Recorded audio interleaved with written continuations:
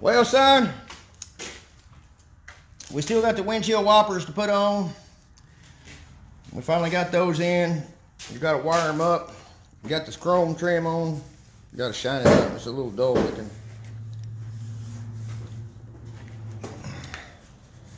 Steel wool and do the best you can with it. Maybe take some steel wool and clean this up. Give it a bath tomorrow. Those rims look like holy hell. You got the drip edge, that chrome, man. I've never put that on, son. We got it on there pretty easy. They just roll on there and go right. Well, this one's kind of still loose. Needs to be popped on a little more. But these things are all bent up, man. I didn't realize that you can straighten them out pretty easy just by putting them back on and then taking a rubber mallet and then tap them on with a soft rubber mallet, not a hard one, and just they roll right on.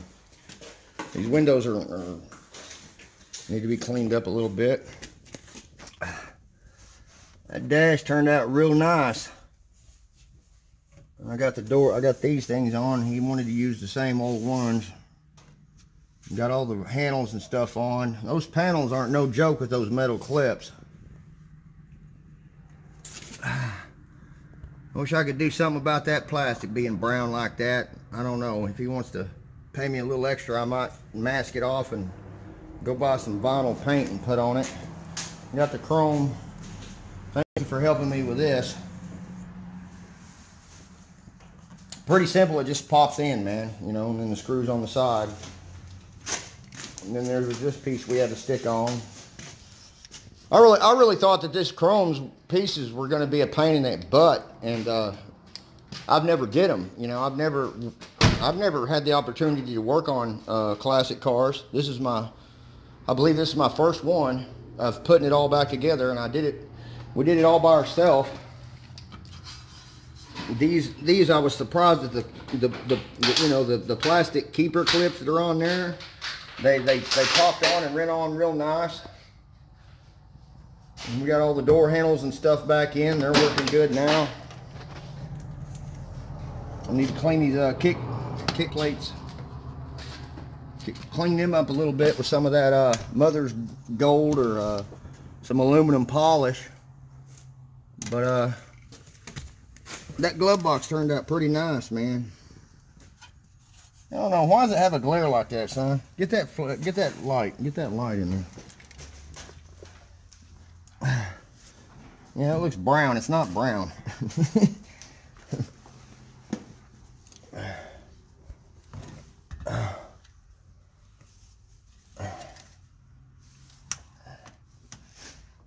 It's got a little dust on it. We was vacuuming and stuff, but I guess it turned out alright, man. Maybe need to do a little touch up on top of that steering wheel column right there. Get a touch up brush and touch that up a little bit. He didn't want nothing special to it. I should have painted those. I might take them out tomorrow and take what paint we got left over and just mist it on there. But this thing had a tree growing up in the middle of it right here. The whole belly pan had to be replaced, and then it destroyed the top because the tree was actually pushing through. The tree went all the way through the top of this car, and they replaced the whole top on it and then put a new vinyl top on it. It was really in sad shape, It's the thing, it's got a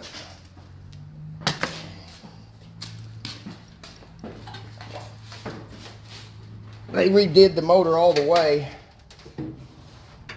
They redid it all the way.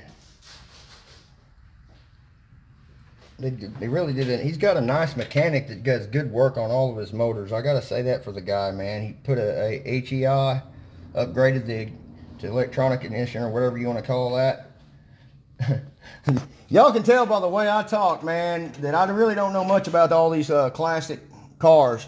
But I'm learning. We're learning, and for those of you that haven't did it yourself, we might be learning together. But Sure does make a world of difference on the way it looks. We still got to put the chrome trim around here. They got new clips all the way around it.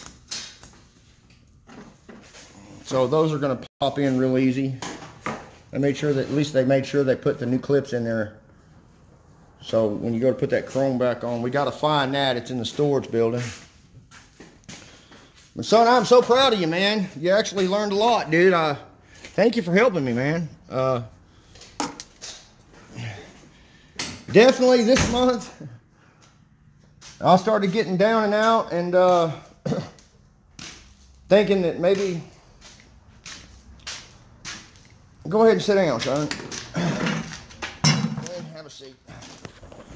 I was thinking that, you know, maybe we needed to... But I was thinking about giving up, you know, because I got the, you know, I had a customer that was slow paying on, paying me 3 cars in a row, and that's a lesson that I learned. Don't let the bills add up on your customers, you know, especially car lots. It wasn't the guy that owned this Mustang. It's one of the other guys that operate under his license. But he was 2 weeks behind making the payment, and so I was 2 weeks, almost a daggum month, maybe it was more than that, behind on paying the rent because he failed to pay me. I paid, you know, so anyway, he caught up on the rent and paid me, and then all I did was I think, what was it, son? We had a total of $700 come through our hands. It took you, what, how long did it take you to save up 200 and 350 bucks? It took me about 2 months. Longer than that? 2 months? It took me a month to save up for 300. A month to save up, a month? To save up for 300, around 300. Around 300, a month and a half, something like that. And I thought, man, is it really worth it? And my son told me that, no, Dad, don't give up, man. He says, I really enjoy doing stuff up there. He's at the point, and let me make sure I'm still rolling. Yeah. He's at the point in his life to where he's fixing to graduate, and, you know, my daughter and my wife have been leaning real hard towards going to a trade school or college, and he didn't want to disappoint him, and he doesn't want to quit doing what he's doing with me. It made me very proud of him that he's actually, he wants to use what I know as far as orientation, you know, use me as kind of like an orientation thing and the opportunities that we have here to get his hands wet of, you know, try to use the welder over here every now and then and try to, you know, use the different tools, you know, get your feet wet in a lot of areas. So that way he gets first-hand experience and a little taste of everything and what it's like to do those things. I've been taking him to houses. My landlady wanted me to fix repairs on houses and do touch-up paint, you know, where it needs to be touched up, and hang up fire smoke alarms and fix the hot water heater coils and replace the faucets in the house and just make it ready. And I think we made, like, you know, a good amount of money there. That 1 month we made some money. I think that's part of what you saved up, was I actually paid you for doing work on you know, just make ready on the house. My wife and you and me went over there to do the make ready, and he got a little taste of electrical because I had to replace a couple of switches, you know, and I had to replace a couple of fixtures, so he knows how to hook up a little bit of electrical work. And he decided he ain't with electrical, man. He maybe minor stuff with electrical. He thought about being an electrician, but, you know, I stopped, and he just asked a lot of questions, you know, while we're doing the work at the time. We couldn't shoot no videos in the customers' homes because, you know, that's just rude to start whipping out a camera and videotaping with you know, in somebody's home that they're living in. That's just, I wouldn't even attempt it, you know. But he was asking questions at the time and troubleshooting and trying to figure out where a direct short was in a trailer house and doing a little bit of work on an air conditioner. And he's just getting all these things and he's sucking it in like a sponge, and he's wanting to, he hasn't made up his mind what he wants to do yet. And I was proud of him for making that decision, because there's a lot of people out there in the world that are doing what, son? They're going out there and taking a college degree. They're going through, I have one teacher, she's getting all these kids from a school, and she's just trying to help them find first-time jobs as fast food, and these kids, they like it, manager some of them become managers in the food chain. Yeah. Yeah. I just don't want to go that direction, and I don't want to go towards business management either. Right. Well, I'll tell you, it's one thing that I got the opportunity to learn heating and air back when I was 21 years old. Just maybe I think that might be your mama. Let me see. No, that's Big Lou. I'll call him back later. Anyway, where were we at? Squirrel. Anyway, let this phone, there we go. Anyway, so he's been sucking everything in like a sponge, and he realizes that he don't want to be in the food chain. And oh yeah, I was trying to tell you that back in my day when I learned how to do heating and air, I didn't learn through a company. You know, I learned through a subcontractor, and so the rules were a little loose. You know, wouldn't worry too much about appearance. You didn't have to worry about your haircut. You didn't have to worry about having a uniform on, and you didn't have to deal with the general public. You know, it was fun learning in that area. And when you go to work, straight to work, you know, straight out the box and go to work for a company, you gotta go through the social ring of crap. You know, you gotta kiss ass, you know, with the boss. And I explained that to him. You know, it's like it was much better for me, and the experience and the way I did it was I learned how to do what I did good and well, and I finally branched out on my own with my subcontract. And when I'll be up in the attic putting the air conditioner in, I'll be down there looking at the plumbers and looking at the electricians. Of course, I went to electrical school, but mostly I learned a lot about framing. I learned about the supports and how stuff's framed up and the right way to do it above windows and doubling up above every window, and how the rules. And you know, I would ask a lot of questions to the carpenters in there, and some of the cabinet guys I would ask just a lot of questions to. And I learned that away and started doing side work with home remodeling and repair. And then when I got a chance to go to work for a company, I didn't have to kiss ass because my work spoke for itself.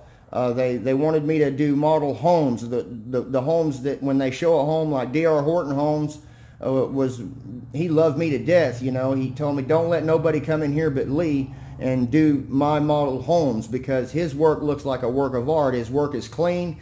And I learned that also, son, if your work is nice, clean, and neat, you know, when you have somebody else like an inspector coming around behind you, if you got the reputation of having clean work, sometimes the inspector would walk in there and says, well, you're not done yet. I said, no. He says, okay, man, I'm going to go ahead and sign off. Be sure you clean up your mess. And he sat me down and he told me, you know, if don't ever screw me, man. If you just keep doing what you're doing, I'm not going to, you know, and he did explain that to me. When you do clean work, you know, an inspector is not going to nitpick the hell out of your stuff. If it looks nice, clean, and neat, half of the inspectors, they don't even hop up in the attic to do the inspection, because they already know because this guy has a track record of doing this kind of work. It makes everything run smooth as silk when you take pride in your work. And which brings up a subject, you know, when you're doing somebody else's work, or you're working on somebody else's car, sometimes, or when you're doing home remodeling and repair, especially painting some of these houses that I've painted for customers, they didn't want to spend the money to replace the wood and the panels and everything else.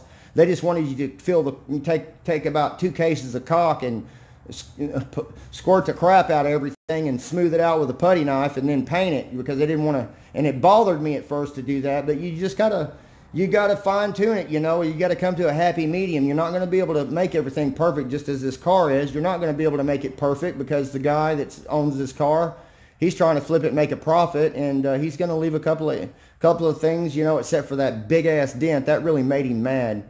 That did make Mark mad whenever he found out the guy had painted this car. And today when Mark was over here earlier, he says, yeah, I see all the stuff that you know, he could have took a little more time for $800 to take care of the little nicks and sand it. And I think he sanded it under the kick panels down there at the bottom. He didn't sand it, was flaking off, but he knew in his mind, well, I don't really have to sand that. I can just blow it off, because there's going to be a chrome piece go over the top of it. But just crap like that, man. It's like if I'm going to go ahead and do a job, I want to try to at least take care of the little stuff on there that's not too hardcore. And definitely, if they're paying to take dents out, you try to, you know, coax the customer to take it a little further and get a little bit better job for a little bit more money, opposed to let's just paint it for $250 or whatever, and you buy the materials. That really is work that bothers me a lot too. You've did a couple of jobs for this other guy that wanted to just don't worry about the dents, just paint it, you know. But anyway, I can't wait till we go over there to that new place. We get to work off a lift. We get to have a real nice paint booth to paint in. And do you like painting? More or less. More or less. I think he mentioned to me earlier during the day. He told me, he says, I wouldn't mind having a job on an assembly line. And we got Bell Helicopter up here. We got Lockheed military bases around here. Carswell Air Force bases up here. Turn it on. Anyway, we got a bunch of different places up here that's what they do. They just paint a panel and it just goes on. It's an assembly line. He said he wouldn't mind doing something like that. But then again, he's just now getting his feet wet. He hadn't made up his mind yet what he wants to do. He might decide to go to do mechanic work. I don't know. What do you think about the mechanic work we've been doing in this place here, man? You didn't like bumping your head and crawling every time you needed a tool. You had to crawl out from underneath the car and go up there and get the, because you know some guys, they're so good of a mechanic they can just look at that nut up there and tell what size it is. You know, when you're learning, when you're doing mechanic work and you're just starting out, you have to, you know, you can't drag all the tools under there with you, so you're up and down and bumping your head and in and out, and just it was just a pain in the butt for him. But maybe he might like mechanic work a little bit better if he had a lift to work off of, where he could just put the daggum thing way up in the air, pull the toolbox under there with him, and use power tool. Well, we had air ratchets and stuff here, but his main thing he didn't like laying down on his back and getting under a car where the thing's right here in your nose and you can't even turn your head without bumping your head on something. It would it would make you scream. Anyway, let's shut this thing down, and tomorrow we'll give it a bath and put some Armor All on them seats, and we're not going to put the center console in it. We're not going to put the radio in it. I tried to get the radio to act right on it and put it back in there. But this part right here, when I got it off in the dash, it was folding down and bending and looking funny and strange. And these holes right here were wallered out, so I couldn't use the original screws that were in there. We tried to use bigger screws and bolts, and it looks like, you know, dog crap with those big bolts in there. So I took it back out, and it's just an old piece of crap Craco anyway, you know. I didn't paint that. We used, you know, the paint on this is, we put, what do you call it on there first? Bulldog. To where the paint will stick to flexible. It makes the paint flexible. But all in all, if this thing is coming to life, the one thing that the interior guy did, son, is he didn't put the dome light in here, man. He didn't stick that in there. And I was in here and I smelled something burning, and the light was on and it started burning a hole. Some of the crap you come across, man. Anyway, the camera cut off. Emergency alert shut me down. But anyway, son, let's and one last thing we got to do tomorrow, man, is we got to clean these up with some steel wool, and then take all this flaky stuff off, tape up the lug nuts, and then dust this with some flat black. I don't know. I might just dust it all. I don't see any point of spending too much time on them rims. But it surprised me when you stick the chrome on here how much better it looks and how it brings it to life. You got to polish that bumper up a little better. But anyway, I'll catch y'all till next time. Keeping it straight, keeping it real. And I had a lot of fun with my son, man. It's all about, you know, it came to the, like I was saying earlier, it come to the point to where, you know, it's worth it, even if I had to take all the money that I made, you know, and pay the shop rent and break even with my half and pay my son very little.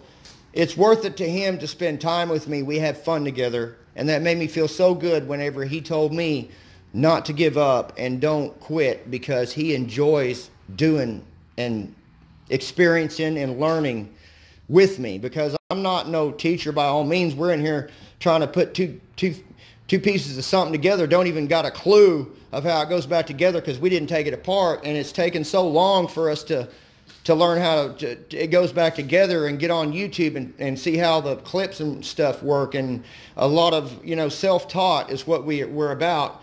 And just hanging in there. It made it all worth a while when my son told me, "Don't give up, Dad. I enjoy being up there with you, and but let's get out of this shop. I am going to miss this shop, son. Aren't you going to miss it?" Not really. Why? This is our first shop. We hung all the pictures on the walls. This place grows on me, you know.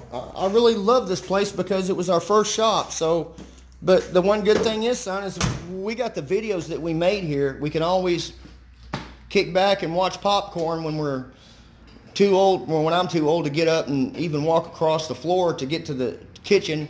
We can just sit there and enjoy and reminisce and watching the past and watching what we've did in our life and how we learned, and you can share this with your kids. That's going to be the glory, man. When I'm dead and gone, they can actually learn from you and not even be not be, watch your videos and get inspired. He's not even thinking about having kids right now. He's, "No, Dad, I don't want to have no kids, man. That's just something." I don't know. You plan on having kids ever? Huh? Settled into a house. When you settled into a house and you got everything in order, that's when you'll consider it, huh? Just a bunch of money. When I have enough money, and then I'll have kids. And when I'm Be prepared and be ready, and take precautions to keep from having them, and not just do like all the other people that destroy their lives and get married and find out they ain't compatible to live with each other and end up getting a divorce. You don't know how bad it is living with a stepdad, man. I'm just telling you. My old man was the only one I ever knew that I lived with was my stepdad, and he was messed up from Vietnam, and so therefore he wasn't the lovey, swishy kind of a guy like my grandfather was. My grandfather's the one that planted the seed with cars. And he was totally different from my stepdaddy. He was very strict, very hollering, he was a drill sergeant. He was the platoon leader, you know. He didn't play no bull crap. And that's the way he raised me, was with a loud voice and a belt. And these days, I don't know, son. You got your butt busted by your mom a couple of times, but that's about it, man. We didn't have to do nothing but scare you. Huh? I don't need no belt. Nah, I think he got old enough one day and Mom picked up the belt and he just told Mama, he says, "Look, I'll do whatever you want me to do and you can punish me, but I ain't playing that." And he took the belt away from her. No, what it was, when she whacked you one time and you started laughing at her. She got really upset at you then. When the butt busting wasn't doing nothing but making you giggle, boy, that fired her up, man. She made you write sentences. That worked. No, I didn't even end up writing those sentences. You didn't even end up writing the sentences, you bad boy. All right. Because we love you and we gave you lots of breaks. And you turned out to be a pretty good kid. You did, man. You turned out to be a pretty good kid. You don't use drugs. You don't hang around with other kids that are in a clique. You're wanting to hang out with a popular crowd. You're not trying to go overboard with just fitting in. You sit back and you watch the shit show that all the other kids do, huh? All the mistakes they made. One mistake all the other kids are making at Castleberry is buying those stupid plastic cars. They're blind. Oh. Well, son, I know, but let me tell you something, man. These daily drivers for classic cars, they're very expensive. The fuel economy on them ain't the motors wear out real quick. If you really love classic cars, you might consider putting an LS swap in a classic car, like that LTD, that 390 out there. It'll last 100,000 miles. It's already got 60,000 miles on that motor, and then you're going to have to rebuild it again in another 40,000 miles, dude. If you want something that's going to be good on the road and good on the highway, you're going to have to put an LS motor in there with a good transmission to drive it every day. That's why I've started not to drive my truck, my C10, on long hauls on the freeway because it's low geared, and just coming back to the shop, it ain't gonna hurt it any. But driving it out there on the freeway every day is gonna wear it out, and I don't want to have to put another motor or rebuild that motor in there in it. But anyway, here I am again saying we'll say goodbye, and I never say goodbye when I say goodbye. Another 5 times. See you later. Limster out. Let's go home.